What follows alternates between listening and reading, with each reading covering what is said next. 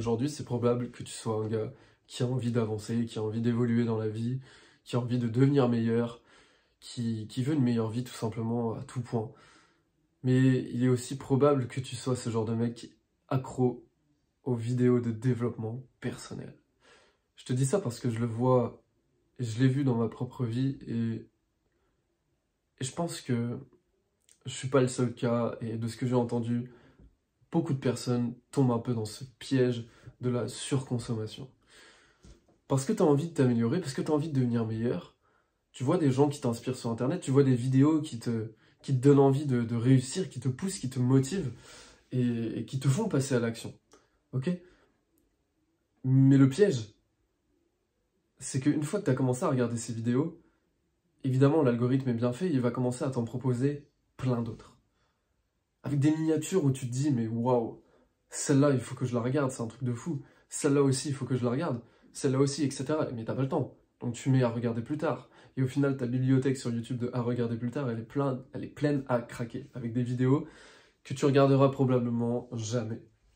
Mais le truc, c'est que tu vas finir par, au-delà de les mettre dans une playlist à regarder plus tard, finalement, ce que tu veux, c'est toujours avoir ce truc en plus. C'est toujours aller chercher ces informations en plus. Comme si la raison pour laquelle tu n'avançais pas aujourd'hui dans ta vie était tout simplement due au fait que tu n'avais pas encore assez d'informations.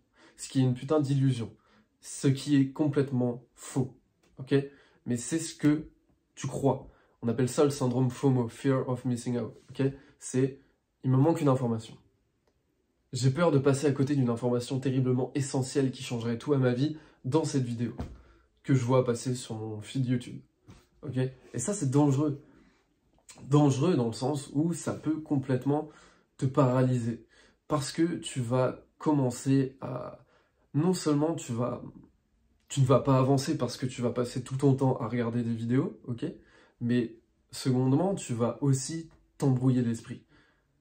Ça sera plus du tout clair dans ta tête. Tu auras des conseils de Pierre, tu auras des conseils de je sais pas qui, tu auras les conseils de ce mec, les conseils de ce mec, des conseils qui se contredisent. Et tu sauras plus quoi faire. Tu finiras paralysé, justement.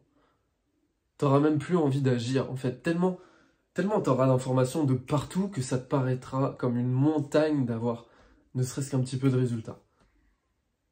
Parce que tu es complètement... tu viens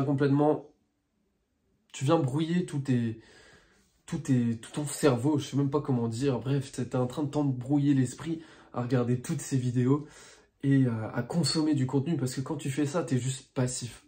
En général, t'es pas en train de faire du sport. Enfin, tu peux faire du sport quand tu fais ça, hein. Peut-être que tu écoutes des vidéos pendant ton sport, mais en général, tu es posé sur un siège devant ton téléphone ou devant ton ordinateur et tu regardes des vidéos. Déjà d'une, tu es passif quand tu fais ça, tu consommes de l'information, donc t'es pas en train de créer, t'es pas en train d'agir, t'es pas en train d'agir, et tu as l'impression, en plus de ça, de faire quelque chose de productif. C'est là où se trouve la double peine. Parce que si encore tu avais ce sentiment de ne rien faire, mais non, ça donne à ton cerveau le sentiment d'accomplir quelque chose. Ce qui fait que bah, tu as fait ton taf, finalement. J'ai regardé des vidéos YouTube, très bien, j'ai fait mon travail. Et tu te rends compte à la fin de tout ça que finalement, t'as rien appris de plus. T'as juste eu des informations peut-être quelquefois que tu ne connaissais pas. Mais la question c'est est-ce que tu vas les appliquer? La plupart du temps, non. Et ensuite, est-ce que c'est des trucs que tu as déjà entendus? La plupart du temps, oui. Est-ce que c'est des trucs que tu savais déjà au fond de toi? La plupart du temps, oui. En fait, ces vidéos ne sont juste là que pour te divertir. Même si à la base, les créateurs, ils ont une bonne intention derrière. Enfin, une bonne. Entre guillemets. Leur intention, c'est de te donner de la valeur. C'est de t'apprendre des choses. Donc oui, c'est bien les vidéos de développement personnel. Et oui, ça peut te motiver. Oui, tu peux apprendre des choses concrètes qui peuvent t'aider à avancer dans la vie. Mais attention. Attention, parce que la plupart du temps, c'est juste...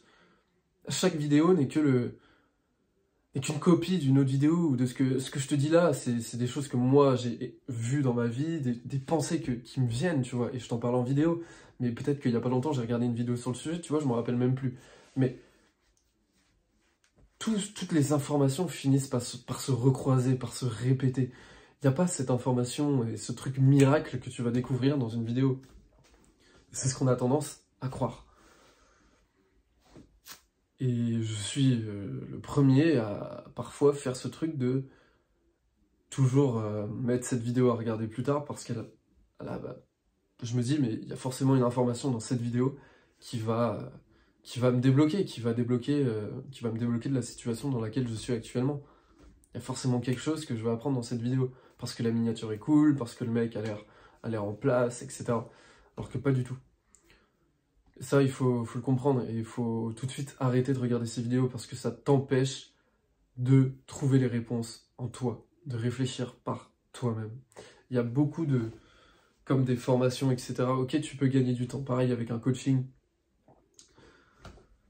En fait, effectivement, pour moi, par exemple, si on reprend le coaching, par exemple, tout ce qui est le milieu du coaching, effectivement, ça peut te faire gagner des années.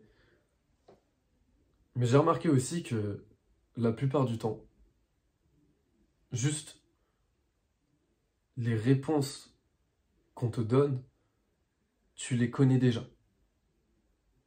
Les informations, alors il y a des informations que tu ne connais pas, mais toutes ces questions qui peuvent t'aider, toutes ces remises en question sur toi-même, tu es les seuls qui puissent les faire.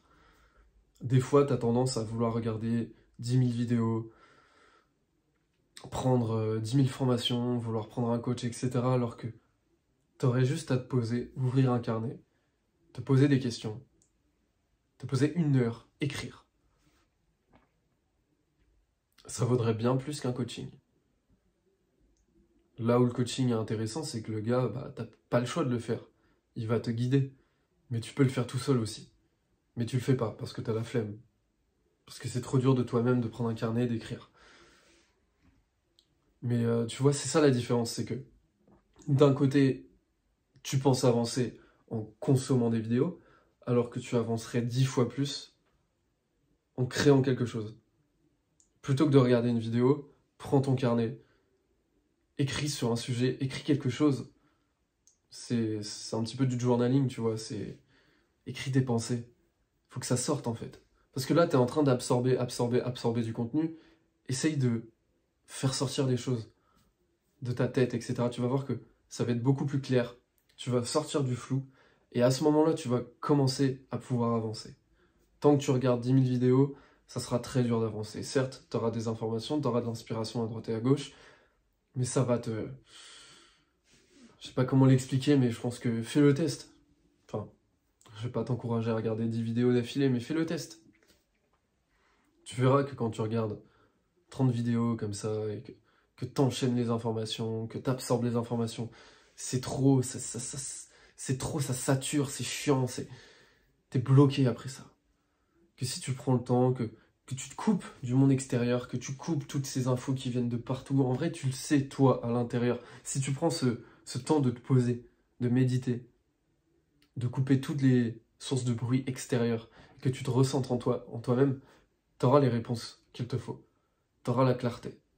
T'as pas besoin d'aller voir une vidéo sur comment être plus productif, tu le sais au fond de toi. Tu sais, à l'époque, il n'y avait pas toutes ces informations, et pourtant, il y a des gens qui réussissaient. Donc ça veut dire que t'es pas obligé de suivre 10 000 personnes, de regarder 10 000 vidéos par jour. Surtout que ça s'arrêtera jamais, c'est sans fin.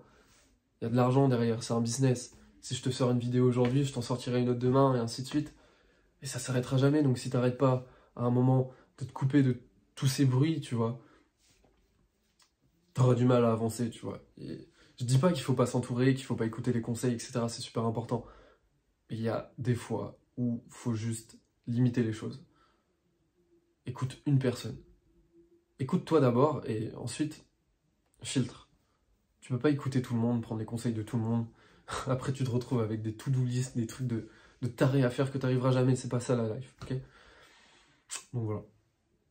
Fais gaffe et peace.